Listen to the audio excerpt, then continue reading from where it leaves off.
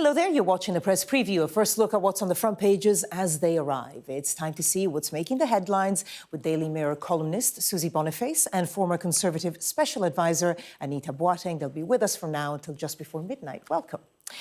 But first, let's take a quick look at what is on those front pages. The Times highlights Vance telling European leaders that free speech across the continent is in retreat, while praising Brexit and telling EU leaders to clean up their own mess. The Mail adds how Vance singled out Britain in his speech, criticising what he called the UK's thought crime law. The Telegraph also has Vance's warning.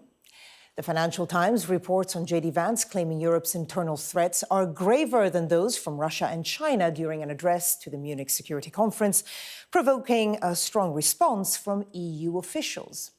The Eye reports that the UK is spending millions on social media ads to deter Albanians from moving to Britain, highlighting issues like discrimination and high costs, but its effectiveness is uncertain. The Star takes aim at Donald Trump, saying taxi for man baby. In an exclusive, The Mirror has an interview with Caroline Flack's mother, who says My Caroline is still saving lives 5 years after she died. Married Strictly Star falls for Princess is the Sun's headline. This is in reference to EastEnders Davood Ghadami, who left his wife in pursuit of a new relationship with a co-star. And we are joined tonight by Susie Boniface and Anita Boateng. Great to see you on a day that was obviously dominated by that conference in Munich. And interesting the coverage in the papers, even though J.D. Vance talked about Europe and, the many, threats or not facing it, he did focus on the UK. Let's just start with one headline here, the Daily Mail. Free speech is in retreat in UK, warns Trump's VP. Susie, considering that Russia isn't too keen on Europe or us right now, arguably. Do you think that this was the right take? Well, everyone was expecting at the security conference that the American vice president, by dint of his position, would talk about Ukraine, which is the biggest security threat in Europe, and it's something that his boss, the president, has just said he's going to find a way to resolve. He decided not to talk about that whatsoever, and instead just go for the sort of the culture wars, the hot button issues, things that have got people very riled.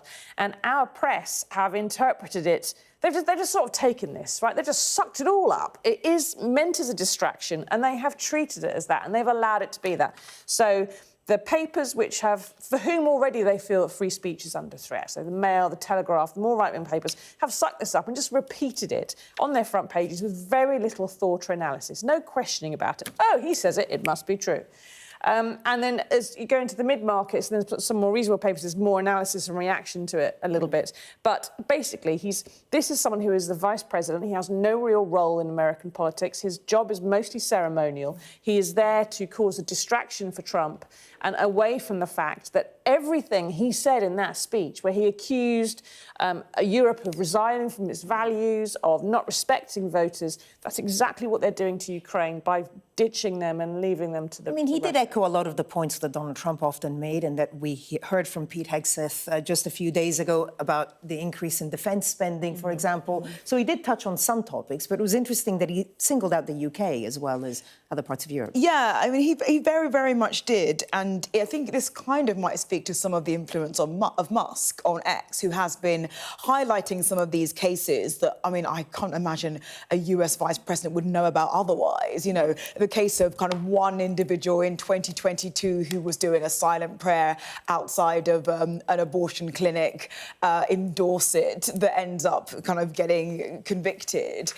This kind of stuff is not even troubling the front pages in the UK, and is being singled out for this speech. And I think for me, that's what's really striking is, first of all, that the UK is being singled out separately from the rest of Europe, and also that he is really casting a kind of aspersions about the values of British people and of British democracy and the strength of it. And to have a US president vice president even want to wade into that discussion, let alone basically say, get your house in order, I think is an extraordinary moment. And, you know, you've got this indication that the UK government is like, no comment. But this really does speak to a very different, much more muscular US presidency that is willing to not just talk about security issues and the things that matter, but say you're doing things wrong. Well, not only that, but talk rubbish. Because the gentleman in question, the case that he raised about a former soldier who was arrested for engaging in a silent prayer just outside an abortion clinic in Dorset a few years ago,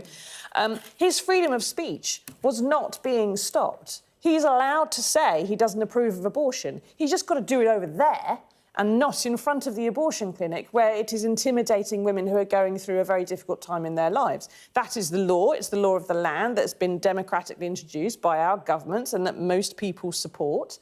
And that's not squashing anyone's religion or freedom of speech. They can express their religion as they please. Let's take a look at some of the other headlines. Daily Telegraph, almost identical to the Daily Mail. Vance's free speech in Britain is in retreat. And he talks about main threat to Europe is not from Russia, but from within, which is also echoed on the front page of The Times, where here it says Vance tells Europe to clean up its own mess. That's what he mentioned, the threats from within, not Russia, not China, but free speech and immigration as well. Yes, I think this is really, I mean, he doesn't just say that. He says, and this is the really important paragraph in my mind, if you're running in fear of your own voters, there is nothing America can do for you, nor for that matter is there anything you can do for the American people who elected me and elected President Trump. That basically says, I don't have time for you. I don't care about you. You need to fix up. And I think that really matters because he decided to pick this moment when we were talking about security or we were talking about a partnership that has endured for decades to say, I don't care about you and you don't care about me because you're doing things wrong. And I'm not shocked that this has shaken up the conference. And I sort of wonder whether the audience is slightly more about the MAGAs at home. I slightly wonder whether this is about distracting from the negotiating kind of missile that has sort of been launched into the relationship between Ukraine and Europe. But nevertheless, it is a move that I'm struggling to kind of get my head around the strategy of it and could perhaps just be a moment or it could be a sign of a new, much more deeply confrontational relationship between Britain and the US and Europe. Well, the question is as well how people respond to this. Because, again, he's talking rubbish.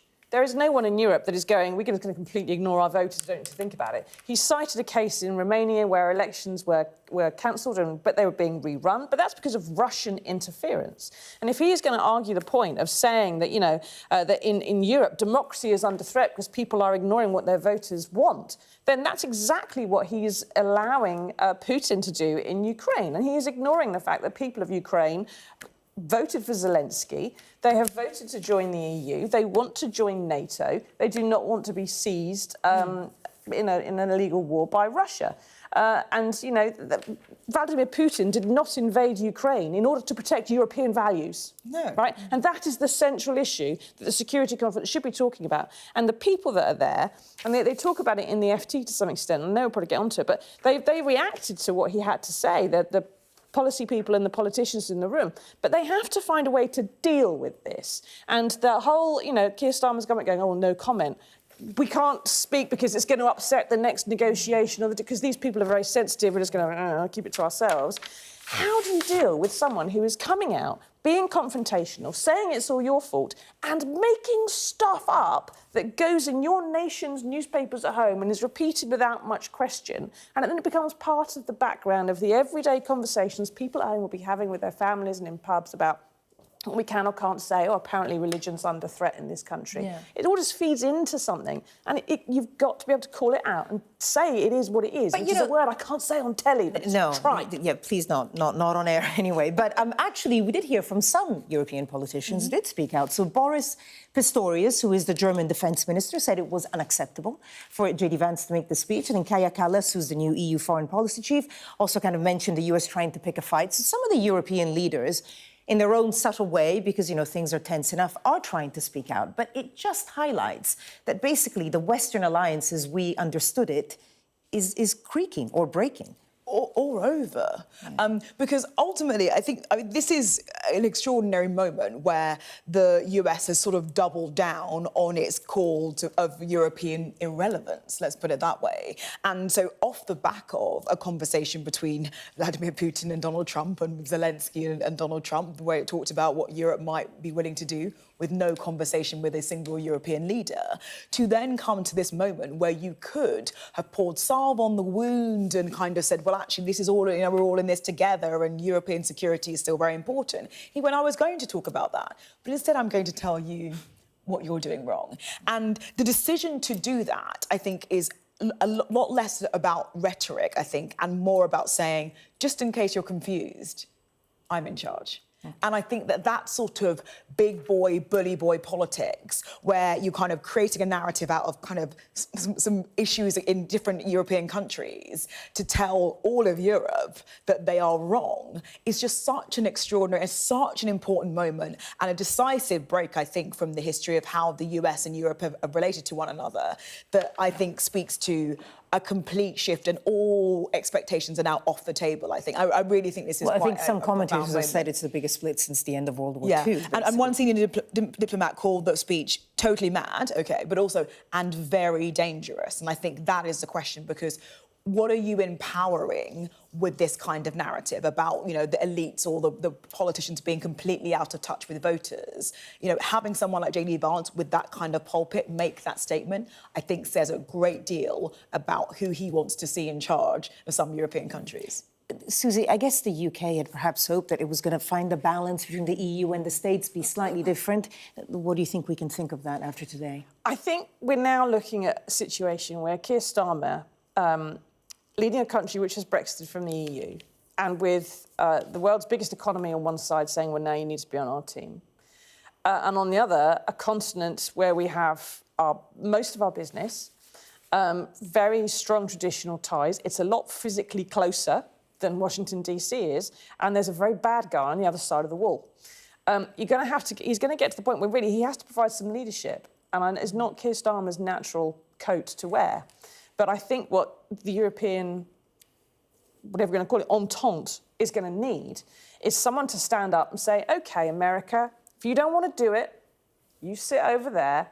We've done this before on our own. We'll do it again on our own. And actually build that alliance within the European nations for whom, you know, what's happening, as we saw earlier on in Sky, in Estonia, in Latvia, in Lithuania, in the very tiny Russian enclave of Kaliningrad in northwestern Europe, which is probably Putin's next target. All those things, those people have to come together and defend themselves. If the big guy and the big bully's not going to do it unless there's a transaction in his favour, then someone's got to come forward and be the leader. We're going to have to leave it there for now, but I'm sure we'll discuss this at length in years, possibly, years to come. But first, coming up, the Health Secretary's plans to shake up the NHS. We'll get some details on that next. Stay with us.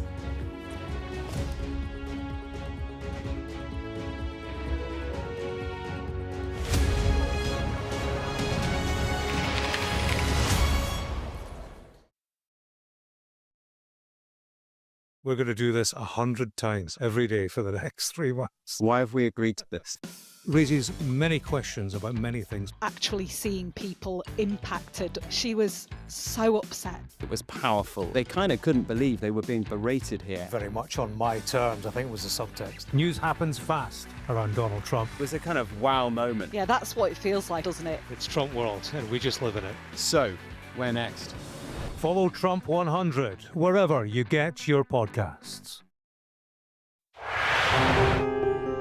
I'm James Matthews, and I'm Sky's US correspondent, based here in Washington, D.C.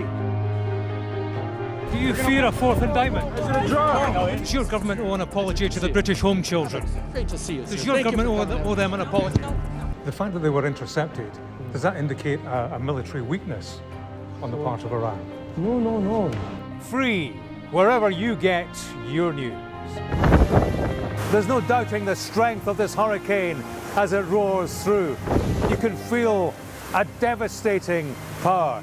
It had been a difficult night in a deadly storm. Bang, bang. You can hear it hitting the windows. Our houses are okay. It's depressing. As bad as all of this is, it could have been much worse. Today, this land they call sacred is at the heart of America's electric car revolution. To me, it's a sacred ground. The white gold rush is a race that Biden doesn't want to lose. I've covered some of the biggest stories in the world. Donald Trump, 45th President of the United States, it would appear is about to learn his fate. Escort coming out! San Quentin houses America's largest death row. They rarely allow cameras onto the condemned block. James Matthews, Sky News. I want to be treated equally like everyone else. It's one step closer to getting out, to getting off death row. Sky News. Get the full story first. Mr. Trump, James Matthews from Sky News. Hey, James. You're diminished by claims that you're a racist. The question? Mr. Musk, has your ignorance and ego cost Ukrainian lives? Vladimir Putin calls you outstanding. What do you call him, sir? He's from Sky News. He's from Sky News. He's entitled to ask me questions. Mandatory evacuation. You must leave. For many people, Harvey is far from over. People here believe the water will be this deep for weeks. I'm Greg Milam, and I'm Sky's chief North of England correspondent. Are you trying to run me over, Sir Philip? No, go away. Look like it, sir. Will you respond to those who made accusations, Sir Philip? Can you go away? Sky News, the full story first.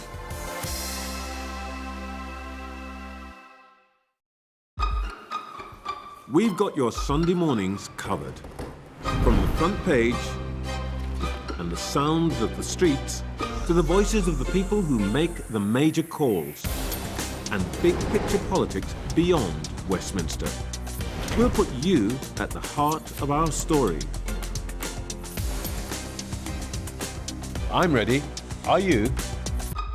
Join me, Trevor Phillips, Sunday mornings on Sky News. Welcome back. You're watching the press preview, and Susie and Anita are still with us. Let's go quickly through some of the other stories in the papers. Let's start with the Times.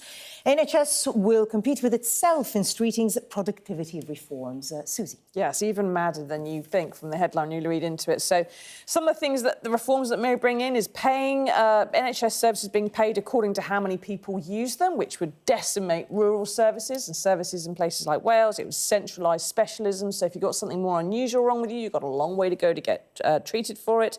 Giving NHS patients an informed choice of where they're treated sounds great if you're middle class and you've got a car, but if you're going on the bus or you've got multiple things that are wrong with you, you can't go and say, well, I'm going to go to this hospital because it's better for arthritis and that hospital because it's better for heart care, because you actually need to try and see the same people at the same place. So they're talking about basically bringing back the internal market, which Thatcher and Kenneth Clarke introduced in the NHS, and which arguably got us into some of the problems we're suffering in the NHS right now, and they're taking us back there.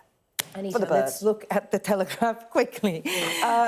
So the story here is about fracking. Miliband sticks to fracking ban days after giant gas field found. What's this about? It's essentially that. There was a pledge in Labour's manifesto about banning fracking.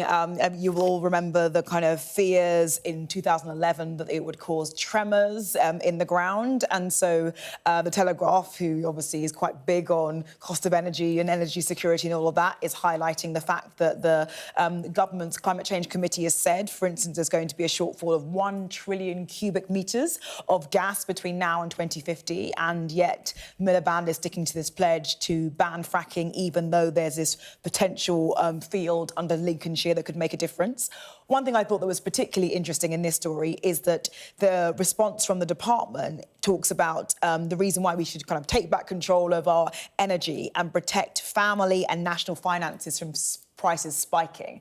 No longer talk about that £300 off energy bills. So I wonder if the language in the department is changing around why we should focus on going all out for net zero. Susie, briefly? Yeah, we had to give way on the Heathrow Airport thing, but he's sticking his heels in over fracking. It's a shame because they've found this great big field that could supply energy for a decade. OK, well, Let's look at one last story. It is Valentine's Day, so let's give it a bit of a romantic theme, although it's not that romantic at all, because it's saying that half of young Britons would find it difficult to be in a relationship with someone who didn't share their political views. Hasn't that always been the case, Anita? Yeah, I think so, pretty much. And I also think that it's true in this story that, like, people who are more on the left have a stronger view about it than people on the right who are sort of like, well, you know. Well, then. People on the right are so relaxed about these things. Like J.D. Vance is an absolutely perfect example. But like a bit of healthy debate, a bit of competition, don't see it as an issue. I mean, I think broadly, it would be odd to be like, I don't care about someone's political views, but it's nice to know that everyone cares about politics. Yes, but the interesting bit really is that more than a third of people would find it very difficult to be with a Reform supporter, which perhaps explains Reform. OK, guess it depends who you ask. Anita, Susie, thank you so much. Stay with us. We'll have more news in the next hour. Let's take a quick look at the weather now. It's been stuck in a rut with limited sunshine and a cold easterly wind. Things will slowly change from the west, but it's a messy transition. It's a mostly cloudy start to Saturday with outbreaks of rain focused in Wales and southwest England. Some hail snow will affect parts of Scotland and northern England with a risk of ice. And that leads into a mostly cold, cloudy and breezy day with outbreaks of rain for many, with a risk of snow and ice over northern hills. The best of the brightness will be across the far north of Scotland. And coming up next on Sky News at 11, President Zelensky says the US doesn't currently have a plan to bring peace to Ukraine and says he needs security guarantees against Russia.